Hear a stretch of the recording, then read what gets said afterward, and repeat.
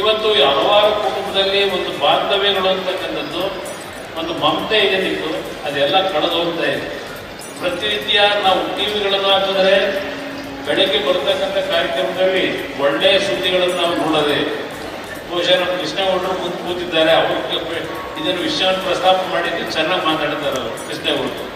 ಇವತ್ತು ಬೆಳಗ್ಗೆ ಇದ್ರೆ ಕುಟುಂಬದಲ್ಲಿ ತಂದೆನ ಮಕ್ಕಳು ಸಾಯಿಸೋದು, ಮಕ್ಕಳನ್ನ ತಂದೆ ಸಾಯಿಸೋದು, ಈ ರೀತಿಯ ಒಂದು ವಾತಾವರಣ ಒಂದು ಪ್ರತಿನಿತ್ಯ ಏನು ಗಮನಿಸ್ತಾ ಇದ್ದೇವೆ. ಇದು ನೋಡಿದಾಗ ಪ್ರತಿಯೊಬ್ಬರಿಗೂ ಒಂದು ರೀತಿಯ ಮನಸ್ಸಿನಲ್ಲಿ ನೋವು ಅಷ್ಟಿಲ್ಲ. ನಾನಂತೂ ಒಂಥರ ವೈರಾಗ್ಯಕ್ಕೆ ಒಳಗೋಗಿದ್ದಾನೆ ಅಂತಕ್ಕಂಥ ನನ್ನ ಅಭಿಪ್ರಾಯ ಇದೆ. ಎಲ್ಲ ನೋಡಿದಾಗ ಇಷ್ಟೆಲ್ಲ ಪ್ರಪಂಚ ಬೆಳೀತಾ ಇದ್ರು, ನಮ್ಮ ಸಂಸ್ಕೃತಿಯಲ್ಲಿರ್ತಕ್ಕಂಥ ನಮ್ಮ ಕುಟುಂಬಗಳ ಒಂದು ಅತ್ಯಂತ ಭಾವನಾತ್ಮಕವಾದಂಥ ಬಾಂಧವ್ಯವನ್ನು ನಾವೇನು ಹೊಂದಿದ್ದು ಒಂದು ಕಾಲದಲ್ಲಿ. ಇವಾಗ ಬಹುಶಃ ಸೂರತ್ನಲ್ಲಿ ಹೇಳ್ತಾ ಇದ್ದೆ, ನಾನು ಹೊಲಕ್ಕೆ ದನ ಹೊಡ್ಕೊಂಡು ಹೋಗಿದ್ದೇನೆ ಅಂತಕ್ಕಂಥದ್ದು ಸ್ಮರಿಸ್ಕೊತಾ ಇದ್ದೆ. ಬಹುಶಃ ಆ ದಿನಗಳೇ ಚೆನ್ನಾಗಿದ್ದೇನೋ, ಇದೆಲ್ಲ ನಾವು ಕಂಡಿಡೋದು ಮಾನವೀಯತೆಯನ್ನೇ ಕಳೆದುಕೊಂಡಂಥ ಪರಿಸ್ಥಿತಿಗಳು ನಾವೇನು ಬಂದಿದ್ದೇವೆ ಈಗ. ಆ ರೀತಿಯ ಒಂದು ವಿದ್ಯುತ್ ಶಕ್ತಿ ಇಲ್ಲದೆ, ರಸ್ತೆಗಳಿಲ್ಲದೆ, ಕುಡಿಯೋ ನೀರಿಗೆ ಸಮಸ್ಯೆಗಳಿದ್ರು ನೆಮ್ಮದಿಯ ಜೀವನವನ್ನು ಕಾಣ್ತಾ ಇದ್ರು, ಒಳ್ಳೆ ನಿದ್ದೆ ಮಾಡೋದು. ಇವತ್ತು ಭಗವಂತ ಎಲ್ಲ ಕೊಟ್ಟಿದ್ದಾನೆ, ಎಲ್ಲ ರೀತಿಯಲ್ಲಿ ಬೆಳವಣಿಗೆ ಆಗಿದೆ. ಆದರೆ ಇವತ್ತು ನಾವು ಬದುಕ್ತಾ ಇರತಕ್ಕಂಥ ಪರಿಸ್ಥಿತಿಗಳನ್ನು ನೋಡಿದಾಗ ಎಲ್ಲೋ ಒಂದು ಕಡೆ ನಮ್ಮ ಮಾನವೀಯತೆಯನ್ನು ಕಳೆದುತ್ತಾ ಇದ್ದೇವೆ. ಅದನ್ನ ದಯವಿಟ್ಟು ಪ್ರತಿಯೊಬ್ಬರು ನಮ್ಮ ಮಕ್ಕಳು ಹೆಚ್ಚಿನ ಸಂಖ್ಯೆಯಲ್ಲಿ ಓದಿದ್ದೀರಿ. ಇವತ್ತು ನಮ್ಮ ಸಂಸ್ಕೃತಿಯನ್ನು ಉಳಿಸ್ತಕ್ಕಂಥದ್ದಲ್ಲಿ ನಿಮ್ಮ ಕುಟುಂಬದಲ್ಲಿ ನಿಮ್ಮ ತಂದೆ ತಾಯಿಗಳು ಒಳ ಹುಟ್ಟಿದವ್ರನ್ನ ಅತ್ಯಂತ ಬಾಂಧವ್ಯ ಪ್ರೀತಿಯಿಂದ ಕಾಣ್ತಕ್ಕಂಥ ಒಂದು ಪರಿಶುದ್ಧತೆ ನಮ್ಮ ಮನಸ್ಸಿನಲ್ಲಿ ಬರಬೇಕು. ಅದರ ಜೊತೆಗೆ ಈಗಿನ ತಾಂತ್ರಿಕ ವಿಜ್ಞಾನಗಳನ್ನು ಅಳವಡಿಸ್ಕೊಳ್ತಕ್ಕಂಥ ಮುಖಾಂತರ ನಮ್ಮ ಬದುಕನ್ನು ಸಾರ್ಥಕಗೊಳಿಸ್ಕೋಬೇಕು ಅಂತಕ್ಕಂಥದ್ದು ನನ್ನ ಅಭಿಪ್ರಾಯ. ನಮ್ಮ ಸೂರಪ್ಪನವ್ರು ಹೇಳ್ತಾ ಇದ್ರು IIT ಬಗ್ಗೆ. ನಾನು ಸೂರಪ್ಪನವ್ರ ಗಮನಕ್ಕೆ ತರಿಸ್ತೀನಿ, ತರಲಿಕ್ಕೆ ಬಯಸ್ತೀನಿ. IITಯನ್ನ 2006, 2007 ನಾನು ಆಕಸ್ಮಿಕವಾಗಿ ಮುಖ್ಯಮಂತ್ರಿ ಇದ್ದಾಗ ಸನ್ಮಾನ್ಯ ದೇವೇಗೌಡರು IITಯನ್ನ ಹಾಸನ ಜಿಲ್ಲೆಯಲ್ಲಿ ಮಾಡಬೇಕು ಅಂತಕ್ಕಂಥದ್ದು ಅವರಲ್ಲಿ ಬಹಳ ಆಸೆ ಇತ್ತು. ಅವತ್ತು ಕೇಂದ್ರದ ಸಚಿವರು ಸಹ IITಯನ್ನ ಕೊಡ್ತೀವಿ ಅಂತಕ್ಕಂಥ ಮಾತನ್ನು ಕೊಟ್ಟರು.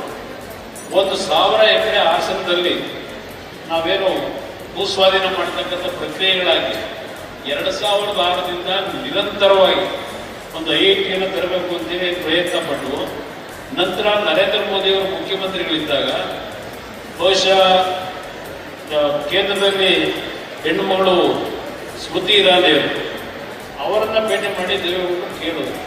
ಕೊನೆಗೆ ಒಪ್ಪಿಗೆ ಕೊಟ್ಟಿದ್ರು. ಆದರೆ ಹುಬ್ಬಳ್ಳಿಯಲ್ಲಿ ಮಾಡ್ತಕ್ಕಂಥದ್ದು ಅಲ್ಲಿಗೆ ಶಿಫ್ಟ್ ಆಯಿತು IIT. ಇವತ್ತು ಸಹ ಕಳೆದ ಒಂದು ತಿಂಗಳ ಹಿಂದೆ ದೇವೇಗೌಡರು ಇನ್ನೊಂದು IITಯನ್ನ ನಾನು ಬದುಕಿರೋ ಒಳಗೆ ನನ್ನೊಂದು ಆಸೆ ಇದೆ, ಇನ್ನೊಂದು IITಯನ್ನ ನಮಗೆ ಹಾಸನ ಜಿಲ್ಲೆ ಕೊಡಿ ಅಂತಕ್ಕಂಥ ಮನವಿ ಮಾಡಿದ್ದಾರೆ. ಚಲುವರಾಯ ಸ್ವಾಮಿಯವರಿಂದ ರಾಜಕೀಯ ಆಯಿತು, ಅದೆಲ್ಲ ಈಗ ಮಾತಾಡೋಕ್ಕಾಗಲ್ಲ ಅಂತೇಳಿ ಹೇಳೋದು. ಅದು ಏನು ನಡೀತು ಅಂತಕ್ಕಂಥದ್ದು ನಾನು ನಿಮ್ಮ ಗಮನಕ್ಕೆ ತರಲಿಕ್ಕೆ ಬಯಸ್ತೀನಿ. ಬಹುಶಃ ದೇವೇಗೌಡರು ಮಂಡ್ಯ ಕೊಡಲಿಲ್ಲ ಅನ್ನೋಕ್ಕೋಸ್ಕರ ಅವ್ರು ಹೇಳಿದ್ರೇನೋ ಗೊತ್ತಿದ್ದಾನೆ. ಆದರೆ 2006 ಆಗಿದ್ದ ತೀರ್ಮಾನ 17-18 ವರ್ಷಗಳಾದರೂ ಅದು ಇನ್ನೂ ಈಡೇರಲಿಲ್ಲ ನಮಗೆ. ಇವತ್ತು ರೈಲ್ವೆಗೆ ಸಂಬಂಧಪಟ್ಟ ಹಾಗೆ ನಮ್ಮ ರಾಜ್ಯ ಸರ್ಕಾರವೇ ಹಲವಾರು ಯೋಜನೆಗಳು ನಮಗೆ ಸದ್ಯಕ್ಕೆ ಬೇಡ ಅಂತಕ್ಕಂಥ ಪತ್ರಗಳನ್ನು ಬರ್ಕೊಂಡಿದ್ದಾರೆ. ನಿಮಗೆ ಇವತ್ತು ಪಾಪ ಅವರಿದ್ದಾಗ ಸ್ವಲ್ಪ, ಯಾಕೆಂದರೆ ಕೇಂದ್ರದಲ್ಲಿ ಅಲ್ಲಿ ಆಡಳಿತವೇ ಬೇರೆ ರೀತಿ ಇರ್ತದೆ, ಅವ್ರಿಗೂ ಅದರ ಅನುಭವ ಇದೆ. ಕೇಂದ್ರದಲ್ಲಿ ಅವರಿದ್ದಾಗ ಸ್ವಲ್ಪ ಏನೋ ಕಷ್ಟಪಟ್ಟು ಕೆಲವು ಯೋಜನೆಗಳು ತರಬೇಕು ಅಂತ ತಂದರು. ಹಲವಾರು ಯೋಜನೆಗಳು ನಡೀತಾನೆ ಇದ್ದಾವೆ. ಆದರೆ ಇತ್ತೀಚೆಗೆ ಹಿಂದಿನ ಕೆಲವು ಸರ್ಕಾರದಲ್ಲಿ ತೀರ್ಮಾನ ತೆಗೆದುಕೊಂಡಿದೆ, 50% ರಾಜ್ಯ ಸರ್ಕಾರದ ಬಂಡವಾಳ ಹಾಕ್ತೀವಿ, ಅದ್ರ ಜೊತೆಗೆ ಲ್ಯಾಂಡ್ ಅಕ್ವಿಸಿಷನ್ ರಾಜ್ಯ ಸರ್ಕಾರವೇ ಮಾಡಿಕೊಡ್ತೀವಿ ಅಂತಕ್ಕಂಥ ಒಂದು ಕೇಂದ್ರ ಸರ್ಕಾರಕ್ಕೆ ಒಪ್ಪಿಗೆ ಕೊಟ್ಟಿದ್ರು. ಇತ್ತೀಚಿನ ದಿನಗಳಲ್ಲಿ ಭೂಸ್ವಾಧೀನದ ಪ್ರಕ್ರಿಯೆಗಳನ್ನು ಮಾಡಲಿಕ್ಕೆ ಆಗ್ತಿಲ್ಲ. ಅದ್ರ ಜೊತೆಗೆ ಹಣದ ಕೊರತೆಯಿಂದ ಕೆಲವು ಯೋಜನೆಗಳು ಸದ್ಯಕ್ಕೆ ಬೇಡ ಅಂತಕ್ಕಂಥದ್ದು ರಾಜ್ಯ ಸರ್ಕಾರಕ್ಕೆ ಕೆಲವು ಪತ್ರಗಳನ್ನು ಬರೆದಿರ್ತಕ್ಕಂಥದ್ದು ನಿಮ್ಮ ಗಮನಕ್ಕೆ ಪಾಪ ನೀವು ಸತ್ಯಮಂಗಲ ಬೆಂಗಳೂರು ಹೇಳಿದ್ರು. ರಾಜ್ಯ ಸರ್ಕಾರವೇ ಬರೆದಿದ್ದಾರೆ, ನಮಗೆ ಅದರ ಅವಶ್ಯಕತೆ ಇಲ್ಲ, ಬೇಡ ಈಗ ಇದು ನಡೀತಾ ಇರತಕ್ಕಂಥ. ಅದರಿಂದ ನಾನು ರಾಜಕೀಯದ ಬಗ್ಗೆ ಚರ್ಚೆ ಮಾಡಲಿಕ್ಕೆ ಹೋಗಲ್ಲ.